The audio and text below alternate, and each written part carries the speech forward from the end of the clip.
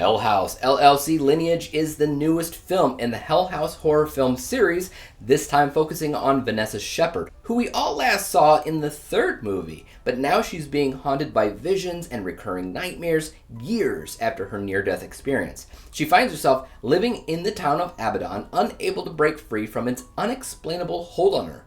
When people around her start to inexplicably die, she soon uncovers her terrifying connection to the Abaddon Hotel, the Carmichael Manor, and the mysterious murders that have been occurring for decades. So as usual, I like to start off by talking about the elephant in the room, and that is the fact that this movie is not found footage. This was a bold move for the filmmakers to attempt to do, given the fact that the series is set in stone as a found footage thing. It's like if Paranormal Activity decided to make just a traditional horror movie and threw it into the mix. It doesn't really mix with the others. I'm very curious as to why the filmmaker decided to do this instead of what he's been doing for years. I do have a theory on why, and I'll get into that in a second, but I've just found it interesting because obviously a lot of people are going to hate the movie immediately because it's not found footage. It's what they expect to see from the franchise, and if they don't get to see what they expect to see, all hell breaks loose. I have a lot of hot takes on my channel though, so even though I completely understand where people are coming from if they look at this movie and hate it immediately because it's not found footage, I have to give it props for doing something a little bit different, and I do think that the style that they were going for this movie did help in certain areas. A couple of other important things to note.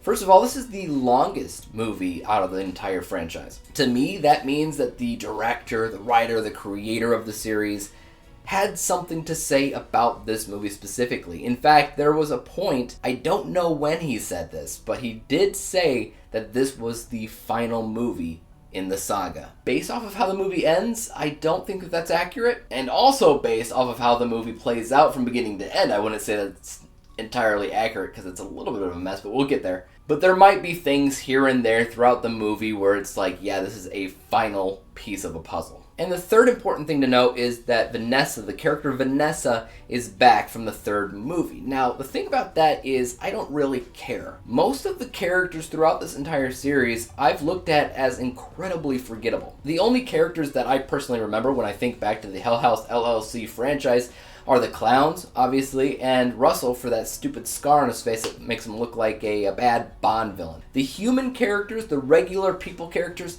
those are the people that to me, blend in together, and I forget everything about them. They have no character development, they're relatively flat. That's not to say her performance in this isn't very good, because I think it's okay, but I don't remember her. So I'm not latching onto that gimmick that the film's trying to do. But let's start off with some positives of the film, because obviously any movie will have positives, it'll have negatives, so let's start off with the good. For me, there was one main positive of this film, and this had to do with the style of the film not being found footage, because it was able to approach its scares differently than the rest of the series. A lot of people are going to hate it for that. But I found there to be a ton of inspiration from Michael Myers in the Halloween series, because there is more focus on that main clown in this movie than there ever has been in the series up to this point. If you take all the main clown scenes from Hell House LLC 1, 2, 3, and 4 combined, I think that there's more in this movie. Because I think that they finally understand why a good portion of people go to watch this series. It's for this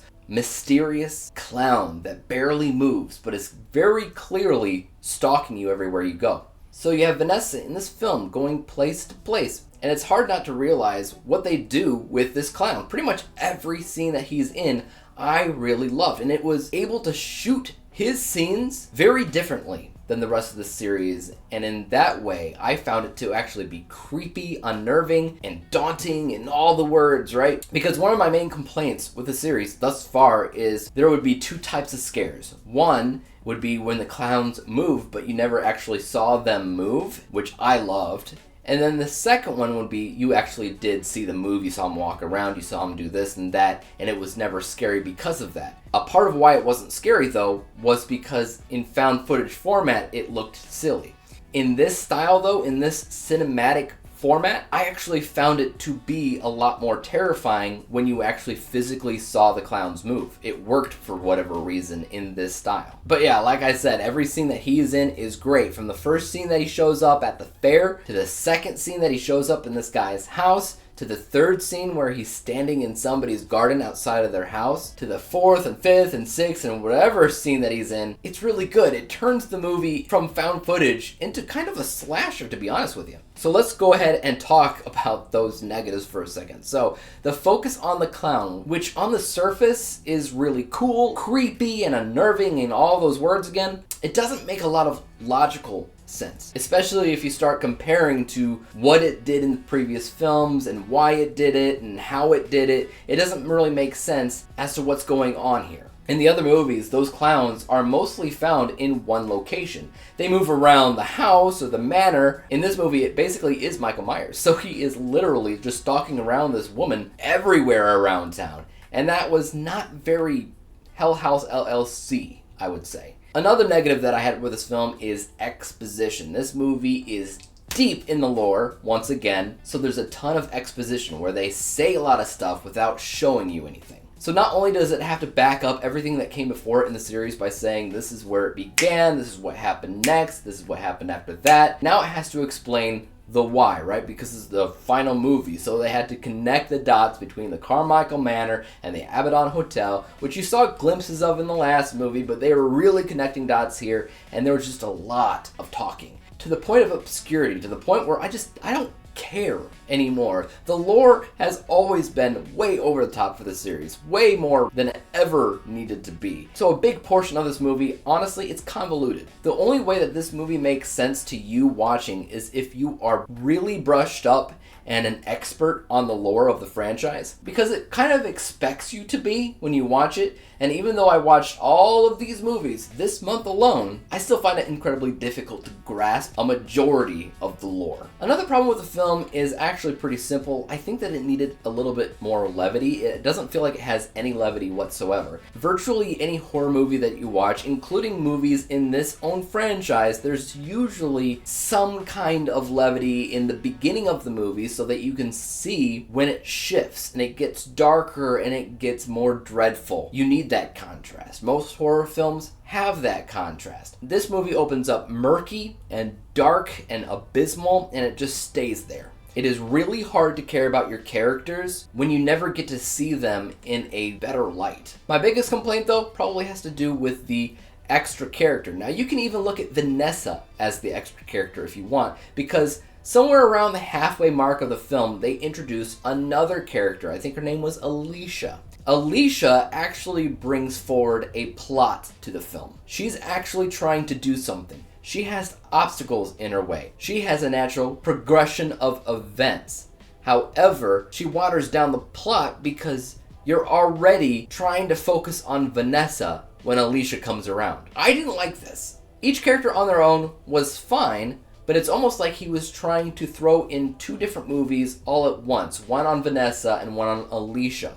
But he just kind of mashed them together, and what you got was something very confused, because I didn't know who to root for or who to watch or who to care about, and the end result was, like I said, it was very watered down. They should have introduced Alicia from the get-go, because she was the only one actually trying to do something. She was the one moving towards a goal.